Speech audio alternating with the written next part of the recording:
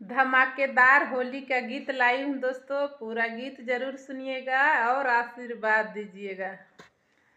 खेसारी भैया के घरवा में खेलल जाई होलिया हो। चला चला पवन भैया, चला पवन भैया हो। चला यछरा बहिनी, चला पवन भैया हो। चला यछरा बहिनी, अले के या बीरा भरा झोलिया हो। चला चला पवन भैया, लेके या बीरा भरा झोलिया हो। चला चला पवन भैया, चला पवन भैया हो। चला यछरा बहिनी, चला पवन भैया हो। चला यछरा बहिनी, अले के या बीरा भरा झोलिया हो। चला चला पवन भैया।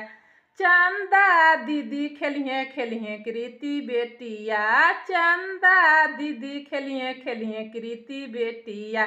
संगे संगे खेलब पूरा टोलिया हो। चला चला पवन भैया, संगे संगे खेलब पूरा टोलिया हो। चला चला पवन भैया, चला पवन भैया हो। चला यछरा बहिनी, चला पवन भैया हो। चला यछरा बहिनी, अले के या बीरा भरा झोलिया हो। चला चला पवन भैया।